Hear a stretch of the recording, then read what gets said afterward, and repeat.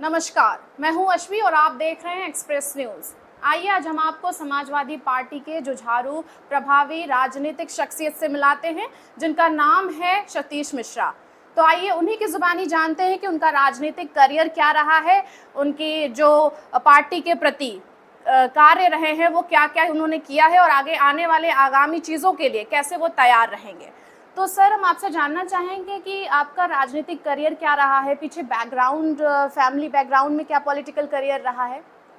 कि देखिए, मेरा राजनीतिक करियर उसको क्या कहें, पिछले 15 साल से जनता के विभिन्न मुद्दों पर संघर्ष करते हुए ये लगातार निरंतर प्रयास चल रहा है। और जहाँ तक फैमिली बैकग्राउंड की बात करें तो परिवार में पिताजी हमारे जिला पंचायत के सदस्य रहे, माताजी हमारी जिला पंचायत के सदस्य रहीं, भाई हमारे छात्र संघ से जुड़े हुए नेता रहे, पिताजी बार के भी अध्यक्ष रहे। तो एक कहीं ना कहीं पॉलिटिकल बैकग्राउंड है, लेकिन कोई उतना बड़ा प्रोफाइल हम लोगों का नहीं था। तो लगातार एक संघर्ष करते हुए आज इस मुकाम पे, जो भी मुकाम मुझे हासिल हुआ है, एक संघर्ष करते हुए पिछले 15 सालों का संघर्ष रहा है और वो निरंतर जारी है। जी, आपको क्या लगता है कि मझवा उपचुनाव में इस बार जीत होगी? कि निश्चित तौर पर आज आप देखिए कि मझवा के लोग जो विगत कई सालों से और विकास की एक जो धारा लोकपति जी ने बहाई थी, जो इंडिया गठबंधन में आज हमारी पार्टी के साथ मिलकर चुनाव लड़ रही कांग्रेस पार्टी, कांग्रेस के जमाने के लोग विकास को याद कर रहे हैं। और फिर से बीच में कई लोग विधायक बने, कई पार्टियां वहां से जीती, लेकिन कोई उस तरीके का विकास नहीं कर पाया जिस तरीके का विकास आदरणीय लोकपति जी ने किया था।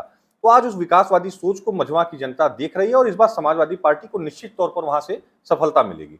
जी, हमारा सवाल है सतीश मिश्रा जी आपसे कि आप नगर पालिका अध्यक्ष का चुनाव लड़े और आप हारे, लेकिन फिर भी उसके बावजूद भी जनता के बीच आप हमेशा प्रयासरत रहे हैं। तो आगे आपकी क्या रणनीति है? ये एक बहुत पुराने शायर की एक शायरी है कि मंजिल मिल ही गई, मंजिल मिल ही जाएगी, भटकते भटकते ही सही, गुमराह तो वो हैं जो घर से निकले ही नहीं। तो वो नेता ही क्या जो चुनाव हारने के बाद घर बैठ जाए।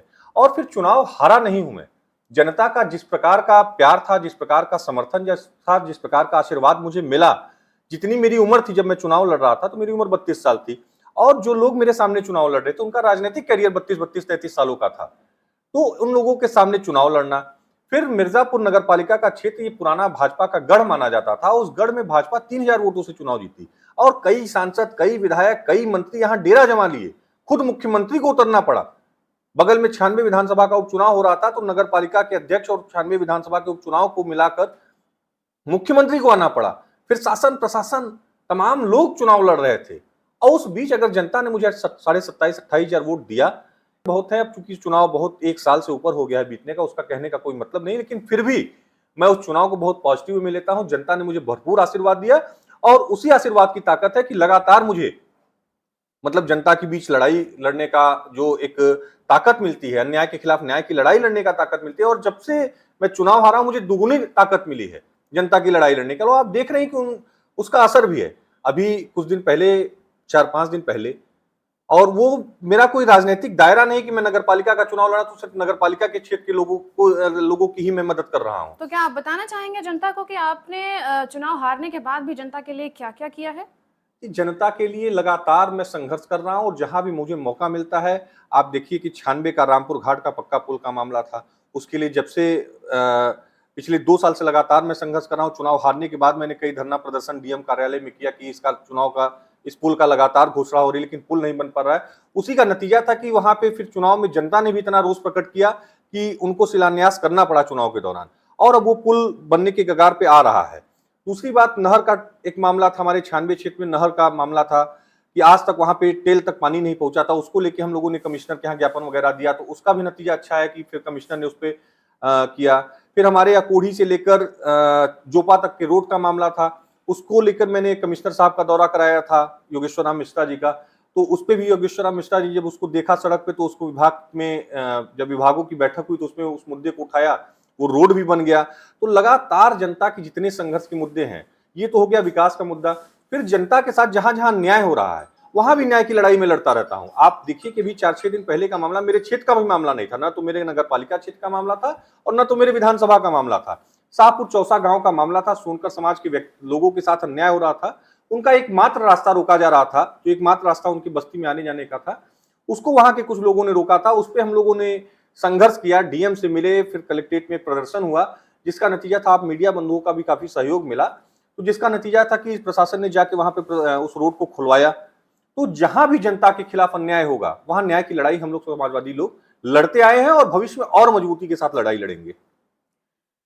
सतीश मिश्रा जी, जैसा कि हम लोगों को मालूम है कि मझवा सीट से जो चुनाव लड़े गए हैं उस पर एक बार भी जीत दर्ज नहीं की गई है, तो वहां पर हार की क्या वजह रही है?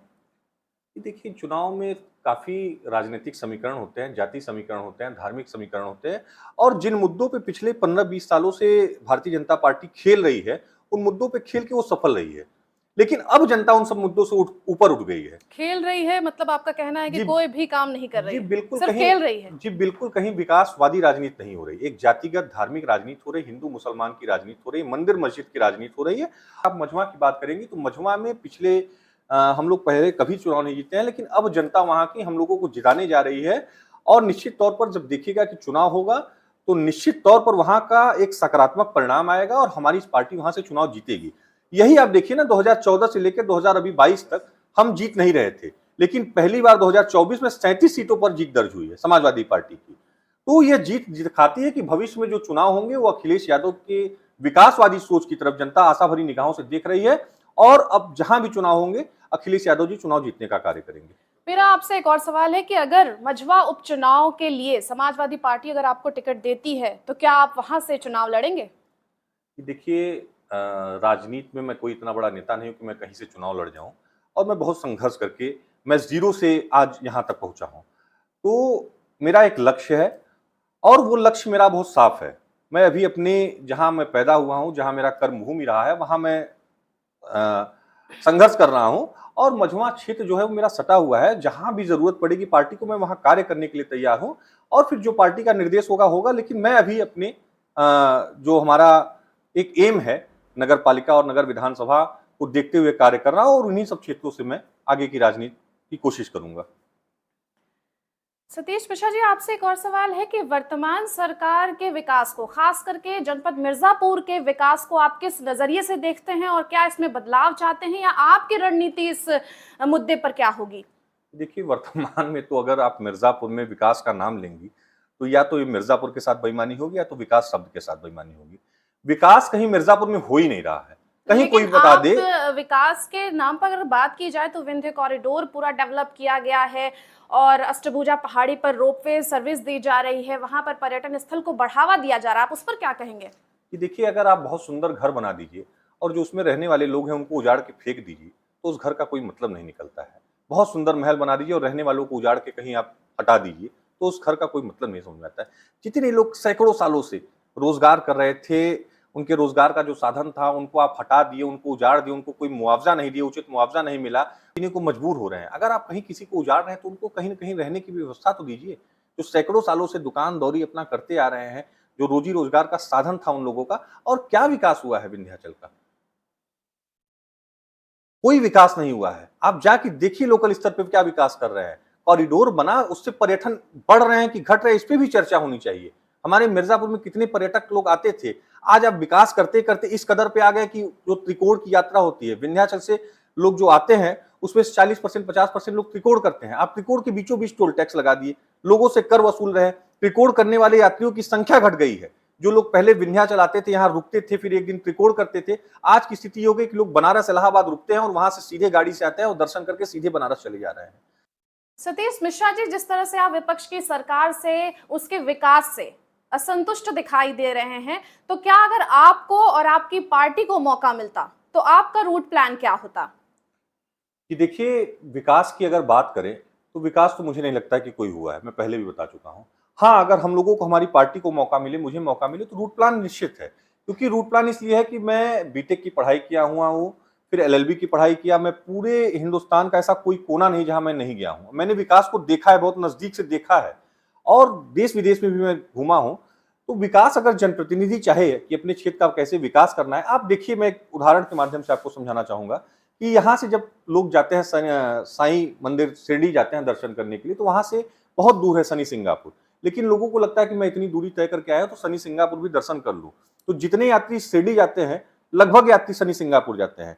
क्या कारण है कि जो यात्री विंध्याचल आते हैं वो यात्री त्रिकोण नहीं जाते हैं, अष्टभुजा नहीं जाते हैं, कालीखोन नहीं जाते हैं। अगर एक ऐसी सोच डेवलप की जाए, ऐसी भावना डेवलप की जाए, ऐसा व्यवस्था दिया जाए, ऐसी सुरक्षा उनको दी जाए। हमारे यहाँ के यात्री जो आते हैं वो बनारस आते हैं, होटल लेते हैं, बनारस से गाड़ी बुक करते हैं, बनारस से सीधे आते हैं और दर्शन करके किसी तरीके से बस बनारस पहुंचना चाहते हैं। न वो यहाँ खाना चाहते हैं, न यहाँ रुकना चाहते हैं। ऐसा क्या कारण है? उस पर नजरिया देखना होगा। अगर हमें ऐसी व्यवस्था देनी पड़ी, ऐसी सुविधा देनी पड़ी कि जो लोग यहाँ आए, यहाँ का होटल ले, यहाँ दर्शन करे, फिर 1-2 दिन त्रिकोण करे, फिर 1-2 दिन पर्यटक स्थलों पे घूमे, तो यहाँ का विकास पूरा डेवलप होगा। यहाँ की व्यवस्थाएं डेवलप होंगी, यहाँ के होटल व्यवसाय बढ़ेंगे, यहाँ के ट्रांसपोर्ट व्यवसाय बढ़ेंगे, यहाँ के दुकानदारों का व्यवसाय बढ़ेगा। तो ऐसी सोच को डेवलप करना पड़ेगा, ऐसी विकास की व्यवस्था उनको देनी पड़ेगी।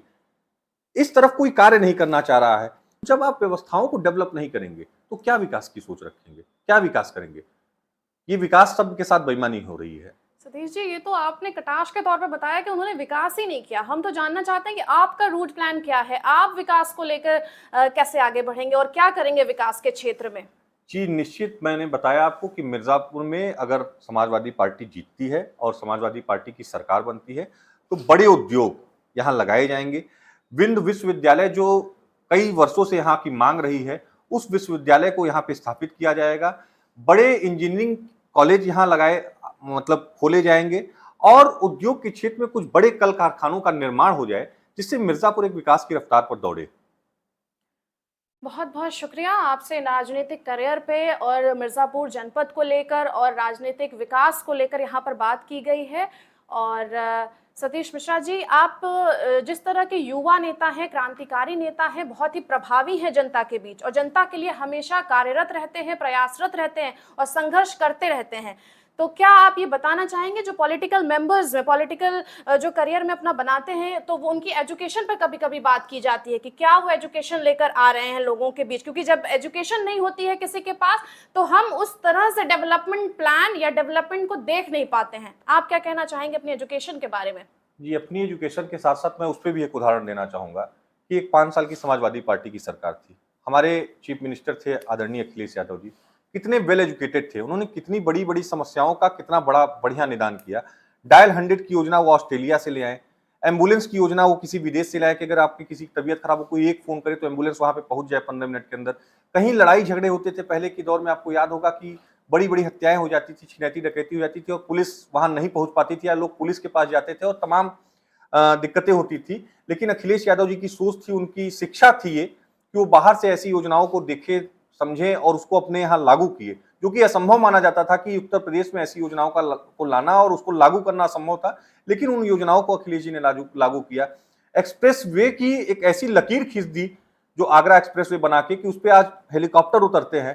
तो जब नेता पढ़ा लिखा रहेगा, नेता का एजुकेशन ठीक रहेगा, नेता उस सोच का व्यक्ति रहेगा, विकासवादी सोच का व्यक्ति रहेगा, तो निश्चित तौर पे चाहे जिला हो, चाहे प्रदेश हो, चाहे देश हो, विकास करेगा। लेकिन अगर नेता की सोच ही उस कदर नहीं होगी, वो सिर्फ जातिवादी मानसिकता से ग्रसित होगा, धर्म के मानसिकता से ग्रसित होगा, हिंदू मुसलमान की राजनीति से ग्रसित होगा, तो फिर वो उसी गर्त में ले जाएगा देश प्रदेश को या चाहे जिला को।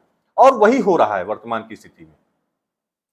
बहुत बहुत शुक्रिया सतीश मिश्रा जी, जनता को अपने डेवलपमेंट प्लान्स के बारे में बताने के लिए, विकास के बारे में बताने के लिए और ये समझाने के लिए कि जनता को असल में क्या चाहिए और उन्हें क्या राजनीतिक पर्सनालिटी से मांग करनी चाहिए। बहुत बहुत शुक्रिया सतीश मिश्रा जी, हमारे चैनल पे बने रहने के लिए और हमसे बातचीत करने के लिए, अपने बारे में बताने के लिए। और इस तरह की तमाम खबरों के लिए एक्सप्रेस न्यूज़ के साथ बने रहें। मैं अश्वी अंसारी।